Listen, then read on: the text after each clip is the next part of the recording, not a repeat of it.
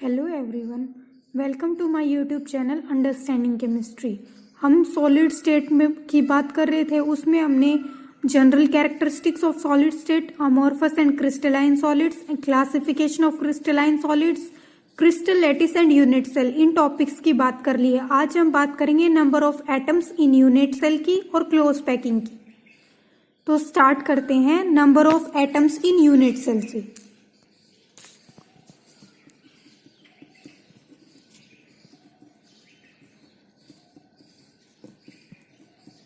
Unit cell क्या होती है हमारे पास? यूनिट सेल होता है किसी भी क्रिस्टल लेटिस का स्मॉलेस्ट 3D पोर्शन होता है हमारा यूनिट सेल। तो हमें बात करनी है कि नंबर ऑफ पार्टिकल्स कितने होंगे पर यूनिट सेल, कि हर एक यूनिट सेल के पास कितने पार्टिकल्स होंगे।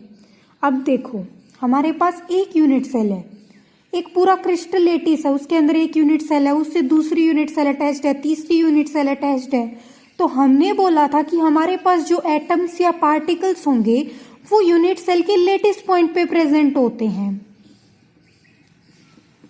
लेटिस पॉइंट मतलब कॉर्नर्स पे प्रेजेंट होते हैं प्रिमिटिव यूनिट सेल के अंदर। और अगर हम नॉन प्रिमिटिव की बात करें तो उसके अंदर फेस सेंटर्ड, बॉडी सेंटर्ड और एंड सेंटर्ड के अकॉर्डिंग प्रेजेंट होते हैं हमारे पार्टिकल्स। तो लेटिस पॉइंट के ऊपर जब पार्टिकल्स प्रेजेंट होंगे किसी भी क्रिस्टल के अंदर, तो एक क्रिस्टल के अंदर बहुत सारी यूनिट सेल होंगी, वो यूनिट सेल आपस में एक दूसरे के साथ जुड़ी हुई होंगी। तो जो हमारा एक पार्टिकल है फिर वो एक यूनिट सेल के अंदर ना आके दूसरी यूनिट सेल के अंदर भी आएगा। जैसे अगर हम सिंपल बात करें, हमारे पास जैसे एक यूनिट सेल है, इससे दूसरी यूनिट सेल जुड़ी हुई है, तीसरी जुड़ी हुई है, तो ये पार्टिकल यहाँ पे है और यहाँ पे है। तो ये सिर्फ इस यूनिट सेल का पार्ट नहीं है ना, ये इस यूनिट सेल का पार्ट भी है और इस यूनिट सेल का पार्ट भी है। ये तो हम 2D की बात करें। अगर हम 3D में बात करें, ये हम सिंपल रिप्रेजेंटेशन देख रहे हैं 2D में कि कैसे जब ये इसका पार्ट है तो ये इसका पार्ट भी तो है ना, सिर्फ अकेले इस यूनिट सेल का पार्ट नहीं है, इस यूनिट सेल का पार्ट भी है। तो अब हमें देखना है कि हर एक यूनिट सेल के अंदर जो जो पार्टिकल्स हैं वो कितनी यूनिट सेल्स आपस में शेयर कर रही हैं। तो फिर उसका मतलब ये देखो, ये पार्टिकल है, ये यूनिट सेल भी शेयर कर रही है, ये यूनिट सेल भी शेयर कर रही है, मतलब ये वाला पार्टिकल 2 यूनिट सेल शेयर कर रही है। जब 2 यूनिट सेल एक पार्टिकल को शेयर कर रही हैं तो एक पार्टिकल को कितना हिस्सा मिलेगा? आधा हिस्सा एक यूनिट सेल को मिलेगा, आधा हिस्सा एक यूनिट सेल को मिलेगा। जैसे अभी एक चॉकलेट है, उसको 2 बच्चे आपस में शेयर कर रहे हैं, वो दोनों की है, तो वो उनको हाफ हाफ मिलेगी, किसी भी एक को कंप्लीट नहीं मिलेगी, मिलेगी दोनों को। तो दोनों कैसे शेयर करेंगे उसको? फिर हाफ हाफ शेयर करेंगे। अगर वही ये एक चॉकलेट है और यहाँ पे भी है और यहाँ पे भी एक चॉकलेट, इसको 4 बच्चे शेयर कर रहे हैं, तो हर एक बच्चे को शेयर चाहिए इक्वल इक्वल, तो हर एक को फिर 1/4 मिलेगी, क्योंकि यहाँ पे 4 लोग शेयर कर रहे हैं और चीज एक है। तो इसी टाइप से हमारे पास जो पार्टिकल है उसको जितनी यूनिट सेल शेयर कर रही है आपस में, उसके अकॉर्डिंग उस पार्टिकल्स का उसके अंदर होगा प्रेजेंट कि उसका इतना कॉन्ट्रीब्यूशन है। फिर उन पार्टिकल्स के कॉन्ट्रीब्यूशन के हिसाब से हम ये पता लगाएंगे कि जैसे ये यूनिट सेल है, इसके अंदर ये 4 पार्टिकल हो गए, तो ये पार्टिकल कितना कंट्रीब्यूट कर रहा है, ये पार्टिकल कितना कंट्रीब्यूट कर रहा है, ये पार्टिकल कितना कंट्रीब्यूट कर रहा है और ये पार्टिकल कितना कंट्रीब्यूट कर रहा है। उसके हिसाब से हमें पता चलेगा कि इस यूनिट सेल के पास टोटल नंबर ऑफ पार्टिकल्स कितने हैं, क्योंकि इसका हिस्सा भी तो पता चलेगा। अब एक बच्चा है, उसको एक जगह से आधी चॉकलेट मिल रही है, दूसरी जगह से भी आधी चॉकलेट मिल रही है और एक जगह से पूरी मिल रही है, तो उसके पास कितनी टोटल चॉकलेट्स होंगी, उन सब का टोटल करेंगे हम, तब पता चलेगा कि हाँ भाई इसके पास इतनी चॉकलेट्स होंगी कि इसको आधी यहाँ से मिली, आधी यहाँ से मिली, एक यहाँ से मिली, 1/4 यहाँ से मिल रही है, 2/3 यहाँ से मिल रही है। तो उसके हिसाब से हम टोटल कैलकुलेट करेंगे। वैसे यूनिट सेल के पास कितने पार्टिकल्स होंगे वो हम कैलकुलेट करेंगे कि उसको हर एक पार्टिकल से का हिस्सा मिल कितना रहा है, उसके हिसाब से फिर उसमें हम देखेंगे कि नंबर ऑफ एटम्स कितने होंगे उस यूनिट सेल के अंदर। अब हम बात करते हैं कि कितना कितना हिस्सा कंट्रीब्यूट कर रहा है हर एक एटम। तो ये बात कर लेते हैं हम, ये हमारी है cubic unit cell, cubic crystal system है हमारा, तो इसकी एक यूनिट सेल हमारे पास हो गई क्यूबिक। तो जैसे हमने मान ली कि हमारी ये यूनिट सेल है, ठीक है, अब इसके कॉर्नर के ऊपर एक एटम प्रेजेंट है। हमने मान लिया कि कॉर्नर के ऊपर कौन सा एटम मान ले, हमने मान लिया कि हमारा ये वाला एटम मान लिया एक, ठीक है। इसके सारे कॉर्नर्स के ऊपर एक एक एटम्स प्रेजेंट है, जैसे यहाँ पे, यहाँ पे,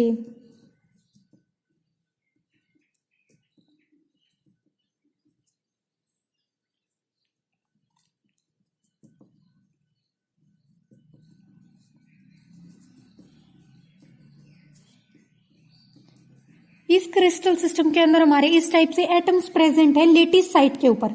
हम यहाँ पे ये बात कर रहे हैं हमारी सिंपल यूनिट सेल्स की। तो सिंपल के अंदर किस प्रकार से एटम्स कंट्रीब्यूट करेंगे, तो हमारा जो कॉर्नर के ऊपर एक एटम होगा ना, वो कंट्रीब्यूट करेगा हमारी, उसको शेयर करेंगे 8 यूनिट सेल। जो कॉर्नर के ऊपर एटम है ना, वो शेयर किया जाएगा 8 यूनिट सेल्स के द्वारा। 8 यूनिट सेल्स के द्वारा कैसे, जैसे हम रूम में मान ले, रूम मान लिया, रूम की छत पे हमने एक एटम मान लिया कि छत वाले एक कॉर्नर में हमारा एक एटम है, तो उसको 8 यूनिट सेल कैसे शेयर करेंगे। एक तो वो रूम शेयर करेगा, फिर उसके पास वाला रूम शेयर करेगा, फिर उसके पास वाला दूसरा रूम शेयर करेगा। जैसे हमारा ये एटम मान लिया हमने, ठीक है, ये है छत पे एक एटम, तो इसको एक तो ये रूम शेयर करेगा, एक ये रूम शेयर करेगा, तो एक ये तीसरा रूम शेयर करेगा, एक चौथा रूम शेयर करेगा, 4 हो गए। अब ये हमने बात की ग्राउंड फ्लोर की, अब इससे ऊपर एक और फ्लोर है हमारा, तो उस फ्लोर के ऊपर भी इस ऐसे ही इस हर एक रूम के ऊपर एक रूम है, तो 4 रूम ऊपर वाले हो गए, 4 नीचे वाले हो गए, और ये छत पे कॉर्नर में है तो इसको चारों शेयर करेंगे। तो ये शेयर किया गया हमारे 8 यूनिट सेल के द्वारा कॉर्नर वाला एटम। तो 8 यूनिट सेल जब इसको शेयर कर रही हैं, तो फिर जो कॉर्नर वाला एटम है वो कितना उसका शेयर मिलेगा, हर एक को 1/8 मिलेगा, 1/8 मिलेगा। ये बात हो गई कॉर्नर वाले एटम की, जब हम सिंपल यूनिट सेल की बात करें। फिर हम बात करें हमारे फेस सेंटर्ड की, तो फेस सेंटर्ड के अंदर क्या होता है हमारा, जैसे हम बात करें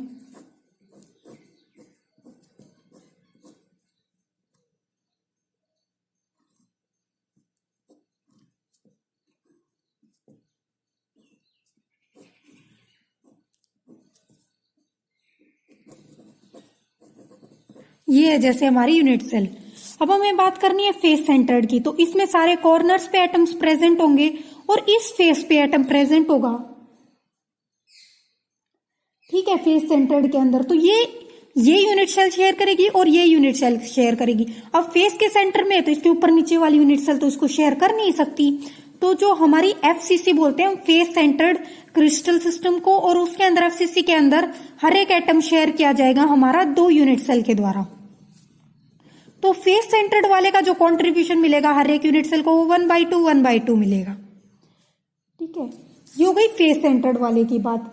अब हम बात करें हमारे बॉडी सेंटर्ड वाले की, कि जैसे ये हमारी हो गई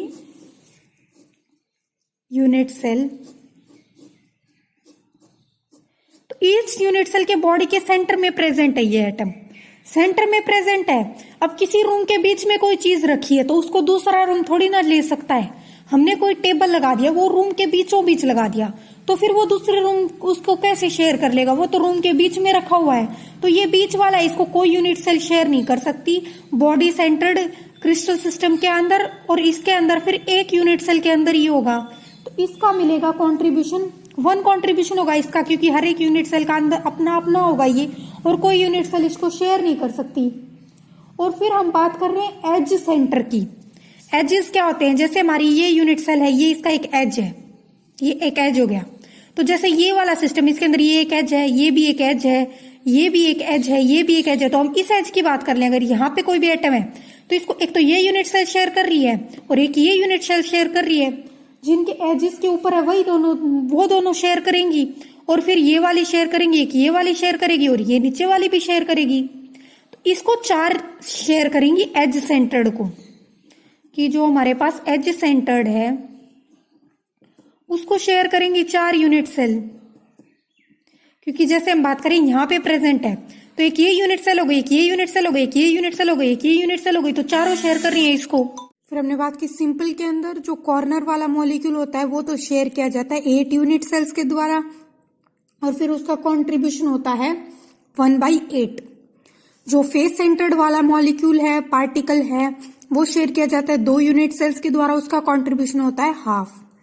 फिर जो हमारा बॉडी सेंटर्ड वाला पार्टिकल है वो एक यूनिट सेल के अंदर शेयर होता है, जिसके अंदर वो प्रेजेंट होता है, उसी के अंदर रहता है, उसका कॉन्ट्रीब्यूशन पूरा 1 होता है।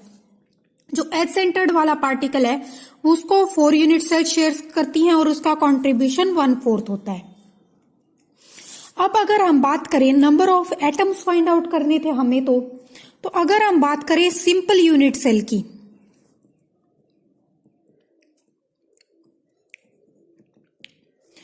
तो हमारी जो सिंपल यूनिट सेल है उसके अंदर सिंपल क्यूबिक यूनिट सेल है, तो उसके अंदर हमारे कितने एटम्स होते हैं?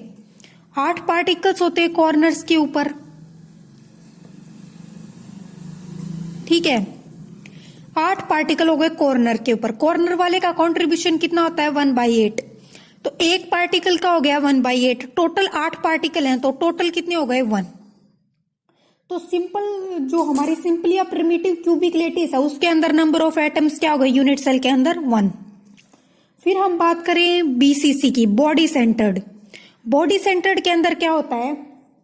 8 पार्टिकल्स तो होते हैं कॉर्नर्स के ऊपर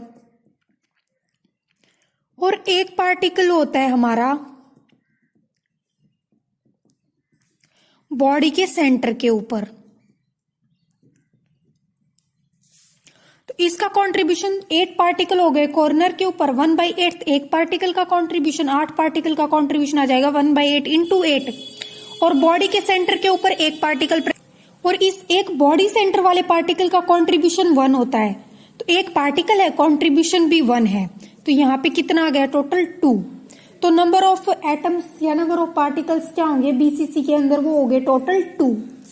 फिर हम बात करें फेस सेंटर्ड यूनिट सेल की, तो उसके अंदर 8 पार्टिकल्स तो होंगे कॉर्नर्स के ऊपर और 6 पार्टिकल्स होंगे हमारे फेसेस के ऊपर। कि हम यहाँ पे सिंपल क्यूबिक की बात कर रहे हैं, तो क्यूबिक के अंदर हमारे पास 6 फेसेस होते हैं, तो हर एक पार्टिकल के ऊपर, हर एक फेस के ऊपर एक पार्टिकल होगा, तो 6 पार्टिकल हो गए फेसेस के ऊपर। तो 8 पार्टिकल्स हैं, तो एक पार्टिकल का contribution 1/8 into total number of particles 8 plus 6 particles हैं टोटल नंबर फेसेस के ऊपर, और फेस वाले का कंट्रीब्यूशन होता है हाफ 1/2। तो यहाँ पे टोटल नंबर ऑफ पार्टिकल्स आ गए 4।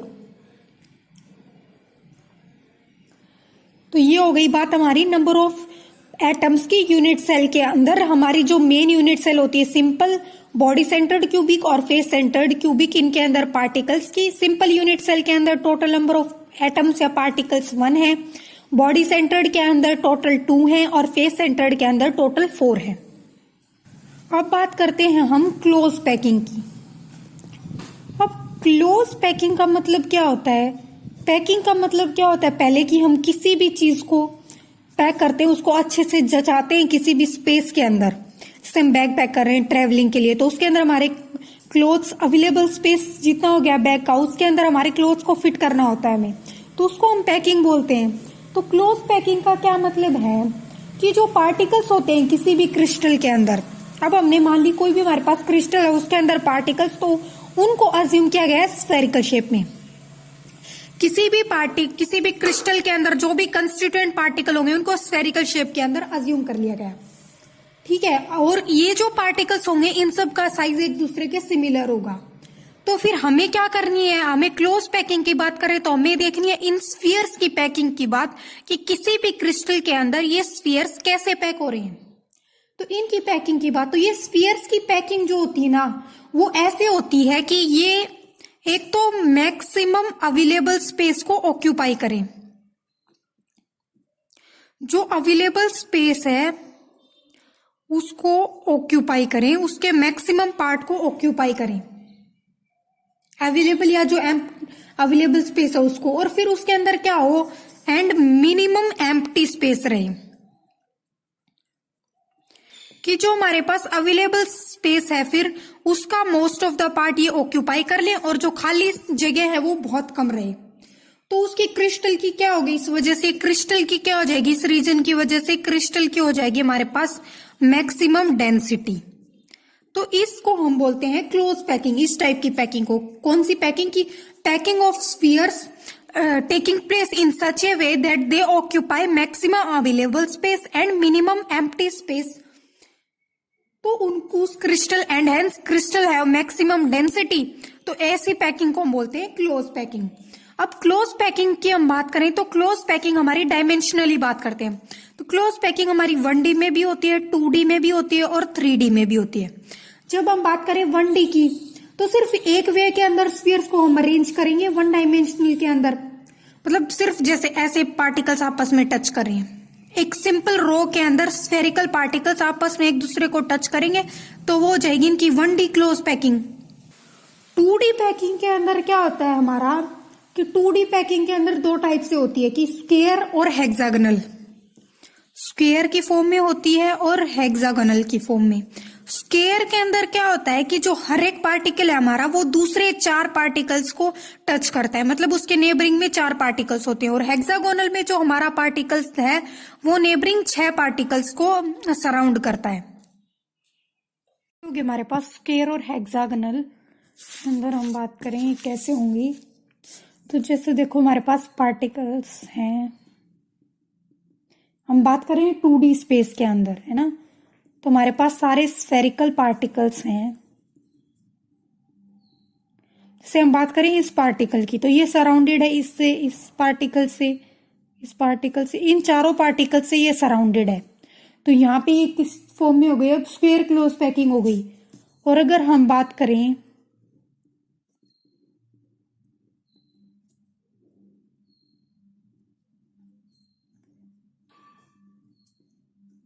हेक्सागोनल क्लोज पैकिंग की, हम बात करें यहाँ पे, तो हमारी हेक्सागोनल क्लोज पैकिंग कैसे होगी, जैसे हम ये पार्टिकल की बात करें तो 2 ये हो गए मॉलिक्यूल, 2 ये हो गए इसके सराउंडिंग में, ऐसे यहाँ पे एक हेक्सागन की फॉर्मेशन होगी।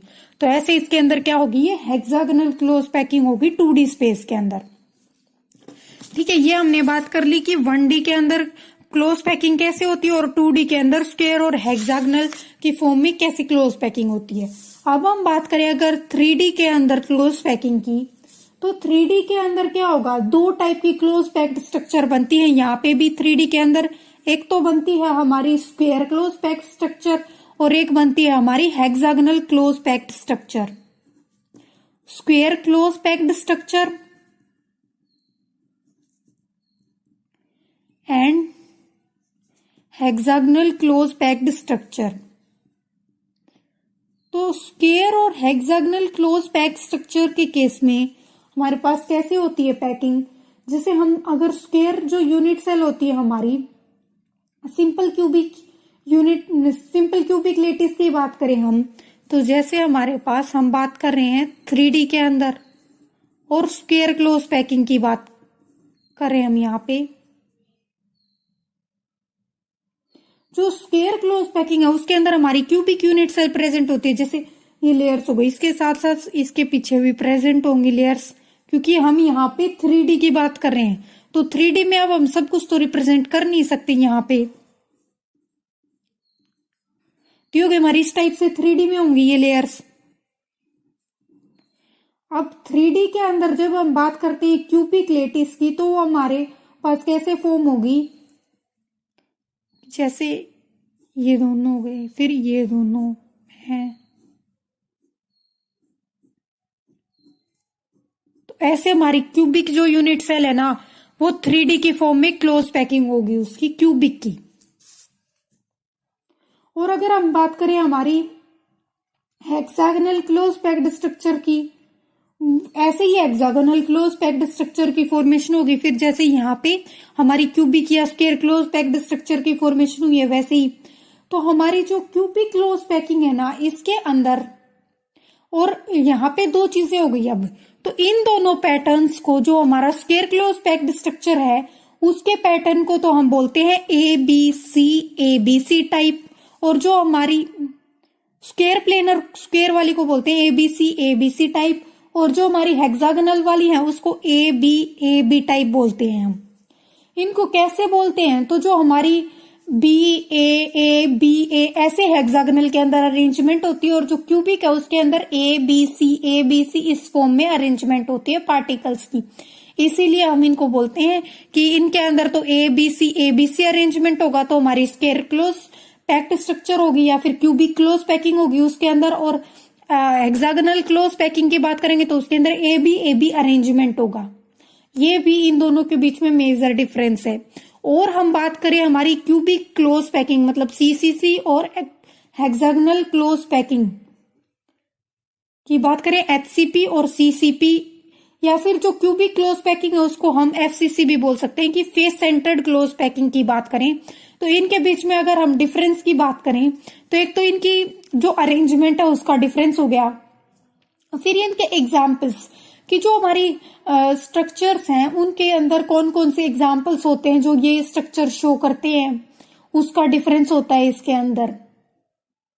क्योंकि जो हमारी हेक्सागोनल क्लोज पैकिंग है ना, अब इसका पैटर्न हमने बताया कि ए बी पैटर्न होता है, तो इसका मतलब क्या हो गया कि हमारा फर्स्ट ए है और फिर हमारा थर्ड ए, तो मतलब जो हमारी फर्स्ट लेयर है वो रिजेंबल करती है हमारी थर्ड लेयर के साथ, जबकि जो हमारी क्यूबिक क्लोज पैकिंग है उसके अंदर ए बी सी है, तो हमारी फर्स्ट लेयर और थर्ड लेयर सेम नहीं है, ए थी फिर थर्ड तो सी है, तो हमारी फर्स्ट और थर्ड लेयर आपस में रिजेंबल नहीं करती, जबकि हेक्सागोनल के अंदर हमारी तीनों लेयर्स आपस में रिजेंबल करती हैं।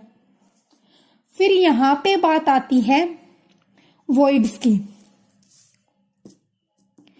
एक टर्म आती है यहाँ पे इंपॉर्टेंट, वॉइड्स। वॉइड्स क्या होते हैं? वॉइड का मतलब होता है खाली जगह।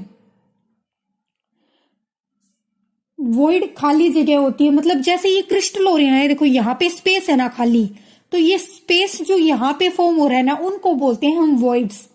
और हमारे पास वॉइड्स भी दो टाइप के होते हैं, एक तो हमारे पास टेट्राहेड्रल वॉइड होगा और एक होगा हमारे पास ऑक्टाहेड्रल वॉइड। ये टेट्राहेड्रल एंड ऑक्टाहेड्रल वॉइड्स कैसे होंगे? अब टेट्राहेड्रल वॉइड जो है इसका मतलब क्या हो गया, ये कैसे रिजेंबल करता है हमारा, तो हमारी एक ये है, जैसे हम बात करें इसकी स्ट्रक्चर की हेल्प से,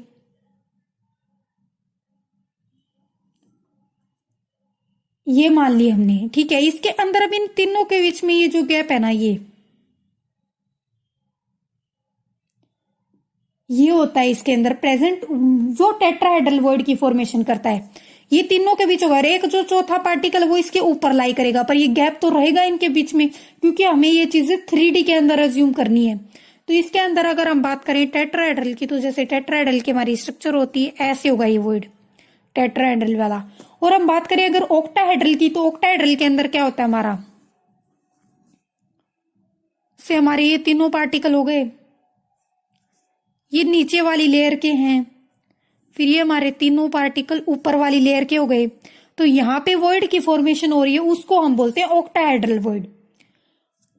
जैसे अगर हम इसको वैसे रिजेंबल करें स्ट्रक्चर की फॉर्म में,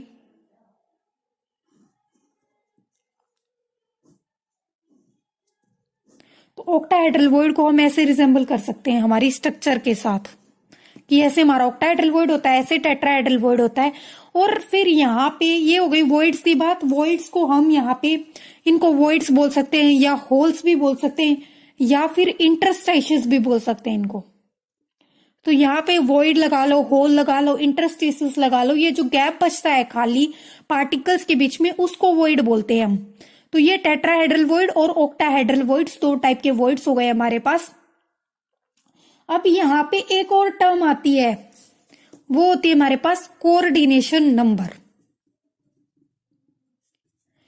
कोऑर्डिनेशन नंबर का मतलब क्या है यहाँ पे, कि इसके नेबर कितने हैं, कि ये कि कोई पार्टिकल मान लिया तो उसके नेबर कितने हैं, वो कितने पार्टिकल से सराउंडेड है, उसको बोलते हैं कोऑर्डिनेशन नंबर।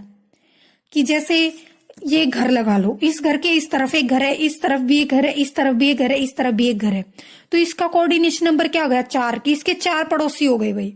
तो कोई भी पार्टिकल है फिर उसके पड़ोस में कितने पार्टिकल हैं वो चीज बताएगी कि उसका कोऑर्डिनेशन नंबर क्या होगा।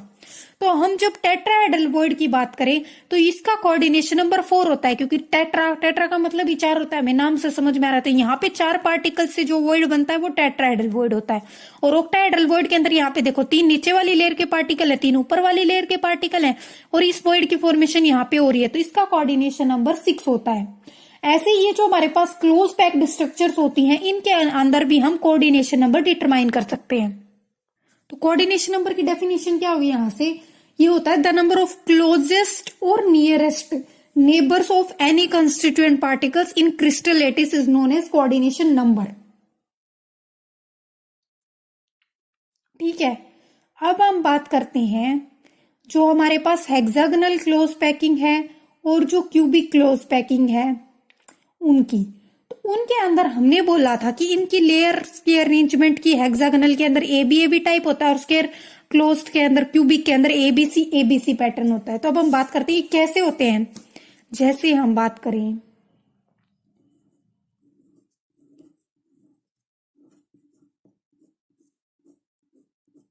क्योंकि हमारा हेक्सागन की फॉर्मेशन, तो ये हमने मान ली लेयर ए है, फिर हमने बी मान ली, तो ए बी के बाद अब क्या आएगा, अब फिर से ए आएगा,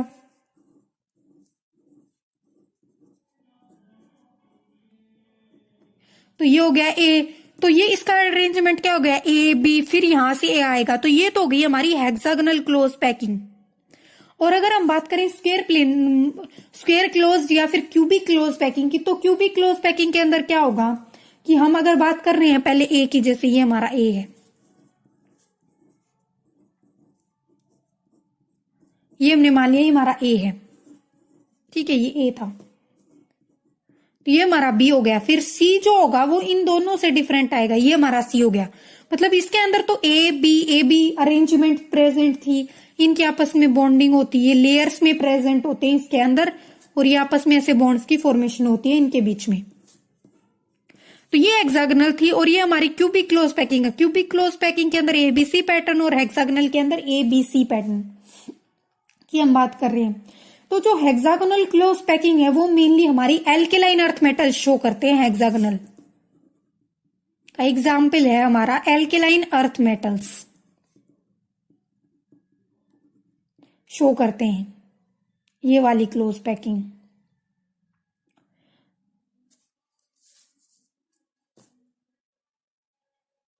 तो जो हमारी हेक्सागोनल क्लोज पैकिंग है ना, इसके अंदर हमारा जो कोऑर्डिनेशन नंबर होता है वो 12 होता है।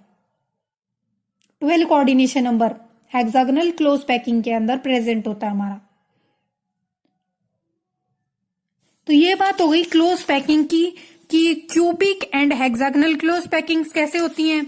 और पहले हमने बात की थी number of atoms find out किए थे कि कौन सा एटम है उसका कितना कंट्रीब्यूशन होगा, कितने नंबर ऑफ पार्टिकल्स प्रेजेंट होंगे, कॉर्नर्स पे कितने होंगे, बॉडी सेंटर्ड में क्या होगा, एज सेंटर्ड में क्या होगा, फिर फेस सेंटर्ड में कितने पार्टिकल्स होंगे, कहाँ कहाँ पे कितने कितने पार्टिकल्स प्रेजेंट होंगे, फिर उनका कंट्रीब्यूशन, फिर हमारी किसी भी यूनिट सेल के अंदर नंबर ऑफ एटम्स कितने होंगे। फिर हमने बात की क्लोज पैकिंग की, इसके अंदर 1D में, 2D में, और फिर 3D वाली हमारी सबसे इंपॉर्टेंट है जो कि है हमारी cubic close packing and hexagonal close packing. फिर हमने बात की कोऑर्डिनेशन नंबर और वॉइड्स की। टेट्राहेड्रल वॉइड होता है हमारे पास और ऑक्टाहेड्रल वॉइड होता है, और इनके अंदर कैसे अरेंजमेंट होता है हमारा सीसीपी एंड एचसीपी के अंदर, किस प्रकार से हम अरेंजमेंट शो करते हैं ए बी टाइप और एबीसी टाइप से। ठीक है, अगर आपको इन चीजों में कोई भी डाउट हो तो आप कमेंट्स में पूछ सकते हैं। Thank you.